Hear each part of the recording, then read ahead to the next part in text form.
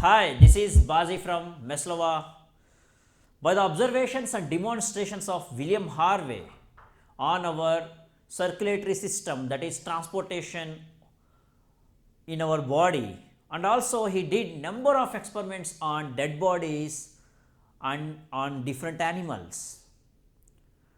And also he explains the beats of the heart and its circulation.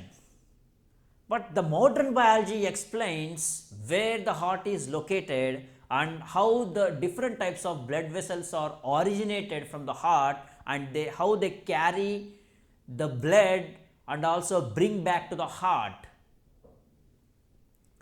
Do you know our heart location? During the pledge, maximum people put their hand on left side of the heart. Americans put their hands over their heart, and this isn't just in the US. The people around the world automatically put their hands over the left side of their chest, just under the shoulder level with the armpit, because that's where the heart is, right? No, there's you are actually covering your left lung, but not your heart. You do feel your heartbeat more on the left side to your chest, which adds to this perception.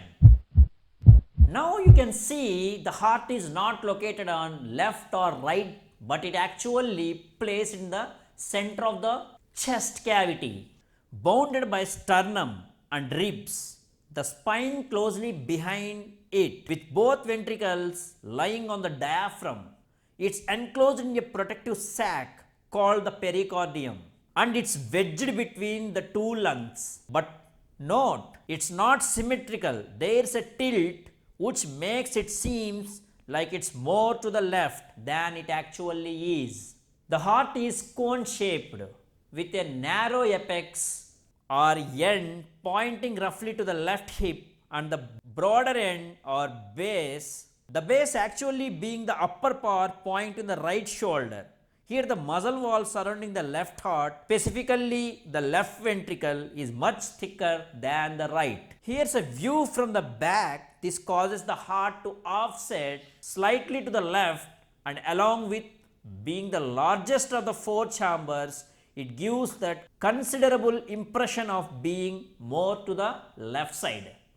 The average adult human heart is about two hands clasped together, and it is roughly weighing about 250 to 350 grams, and also it is hollow and vaguely cone shaped, and the heart is an involuntary muscle. It works itself without involvement of the nervous system. It has its own electrical pulse to beat itself. Even the heart is beating when separated from your body.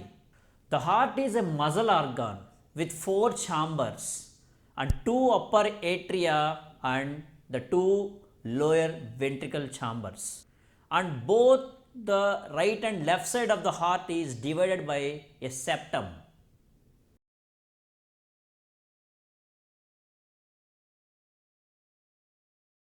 The heart is also made up of three layers of tissues. The innermost layer is the endocardium, which is the thin, smooth membrane that lines the inside of the chambers of the heart.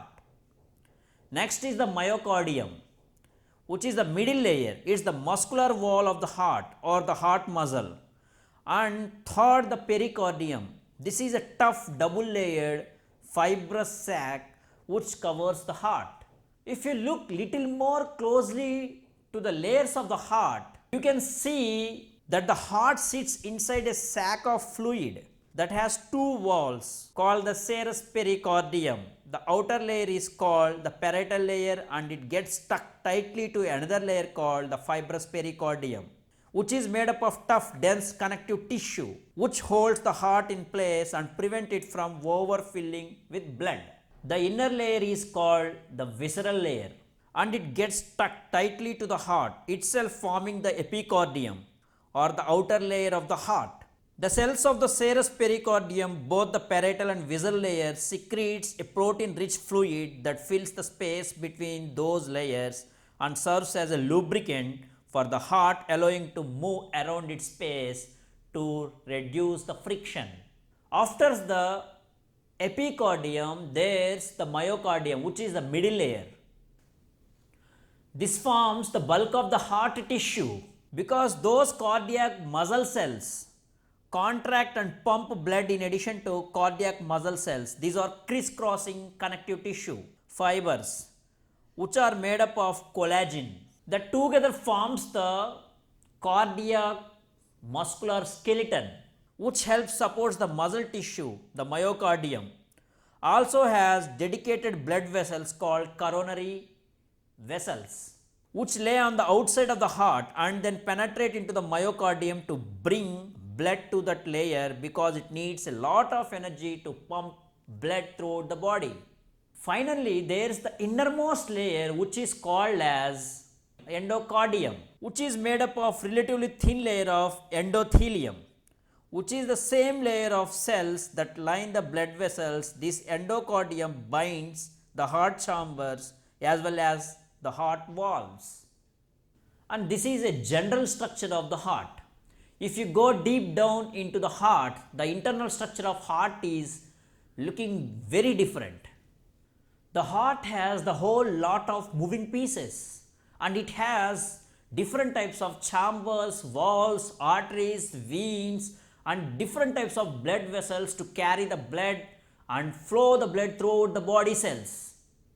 Our heart is divided laterally into two sides by a thin inner partition called the septum. This division creates four chambers, two superior atria which are the low pressure areas and two inferior ventricles that produce the high pressures. Each chamber has a corresponding one-way valves. When a valve opens, blood flows in one direction into the next chamber and when it closes, that's no blood can just flow back into the chamber.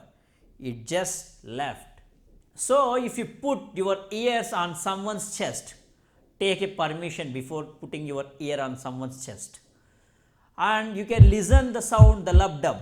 That is nothing but the closing and opening of your heart valves. Functionally, those atria are receiving chambers. They just receive the blood. Meanwhile, the ventricles are discharging chambers and they discharge blood from the heart to the rest of the body.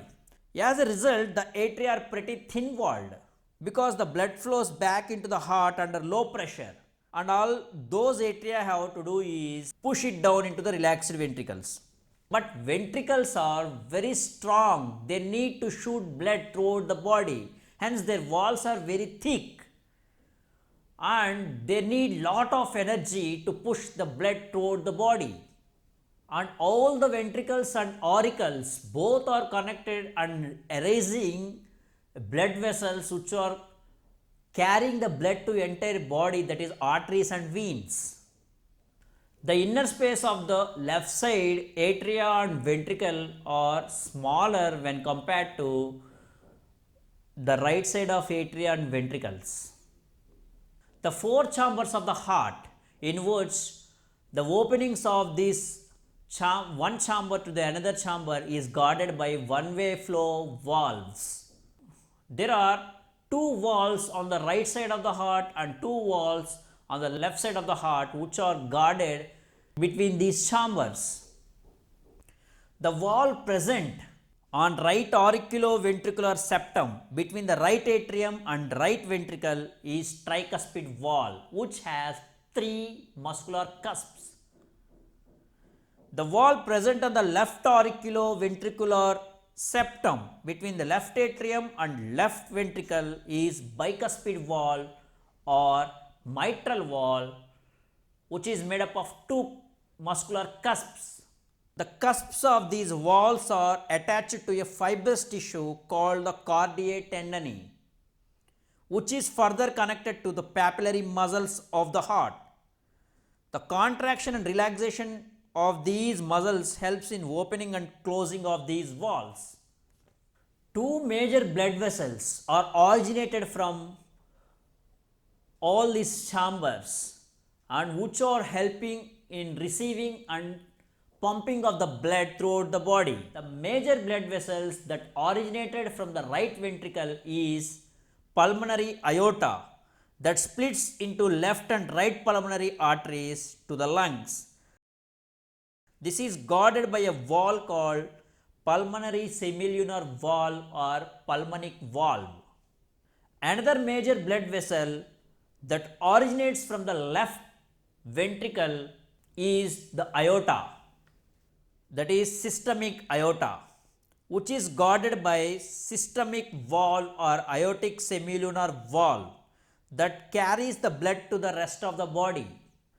Now the left auricles or atrium receives blood from lungs by left and right pulmonary veins, and the right auricle or atrium receives blood from the rest of the body through big superior and inferior vena cava straight into the right auricle or atrium. And also it has another opening called the coronary sinus, which receives blood from the heart muscles. Literally means the atrium is nothing but the entry gate, whereas the ventricle is nothing but hollow chambers.